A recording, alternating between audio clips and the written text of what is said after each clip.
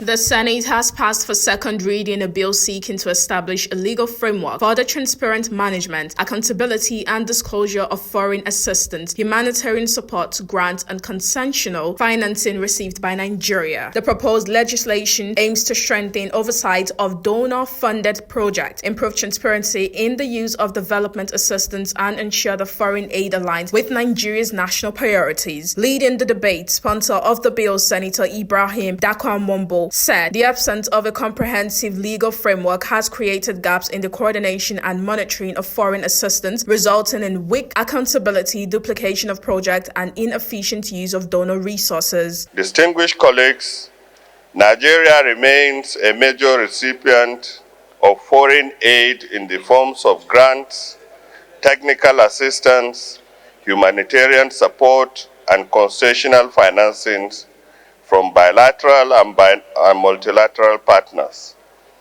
While these inflows have contributed significantly to viable sectors such as health, education, agriculture, and humanitarian responses, it is a matter of public record that our foreign aid ecosystem is fragmented, weakly coordinated, and insufficiently transparent.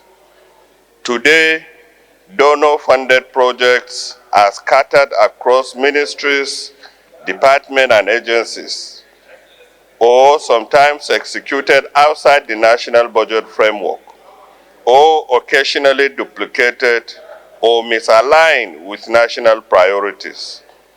This weak coordination undermines efficiency, reduces value for money, and in some cases, erode public trust. Mr. President, distinguished colleagues, this bill finds strong footing in the Constitution of the Federal Republic of Nigeria, 1999 as amended.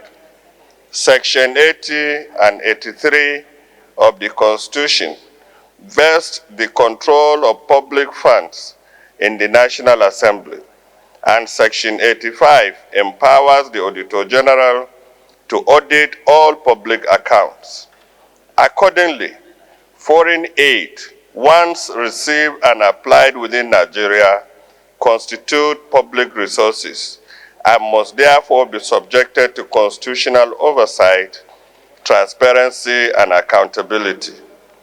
Furthermore, the Fiscal Responsibility Act 2007 requires prudent management of public resources and integration of all revenues and expenditure into a coherent fiscal framework. Lawmakers who contributed to the debate stressed the need for a unified system that captures all foreign assistance coming into the country, regardless of the implementing agency. They argued that stronger oversight would improve transparency, enhance public confidence, and ensure that donor interventions achieve their intended objectives. Some senators also raised concerns over allegations of diversion and poor management of donor funds by certain implementing organizations.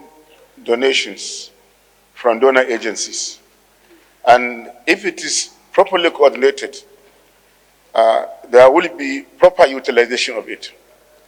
Right now, in the Committee on Agriculture, we have a situation where funds have been received, and yet they are not recorded in the budget.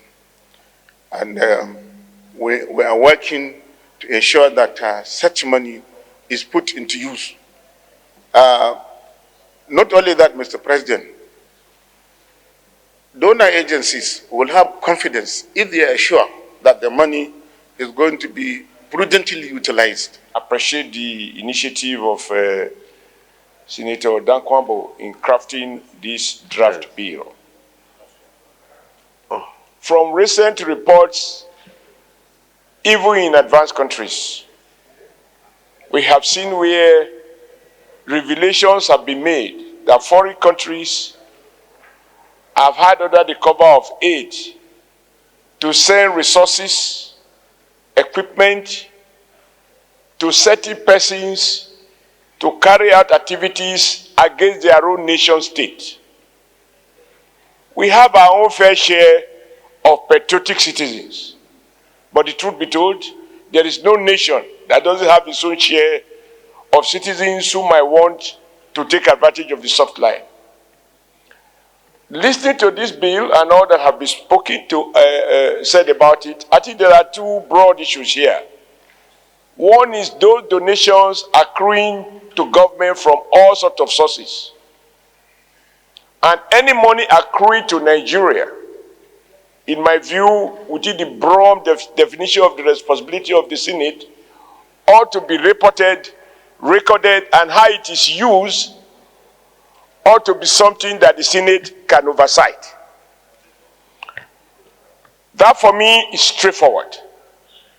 The one that we need to explain so that people who might choose to misunderstand this act is to the extent that we seek for full disclosure of resources that are transferred to NGOs or civil society. In his remarks, Senate President Godswill Akpabio called for greater scrutiny of foreign assistance entering the country. He expressed concern over unsolicited aid, alleging that some external interventions may have unintentionally contributed to insecurity and terrorism in the part of the country. Time back, that most of the foreign monies coming into the country are not for progress of the country.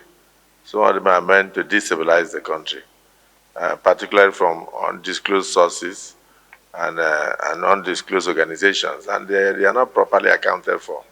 I've also witnessed a lot of adverts sponsored by this group, sponsored by that group, sponsored by this, running into millions. So, and these are not adverts that cannot be sponsored by some of the agencies in Nigeria, but I think with this bill, if we proceed further, we'll be able to dig deep and understand exactly where the money is coming from and all that. Because I made the first observation in the 8th Senate, way back when I noticed that most of the organizations that came to Nigeria were renting properties in Borno State, in Maiduguri, and they will come and rent properties for 12 years minimum, 15 years, and all that. And I said, if Boko Haram just started, and it's not even up to 2 years, does it mean that these people foresee a situation whereby the Boko Haram will fester for up to 15 years? So your guess is as good as mine.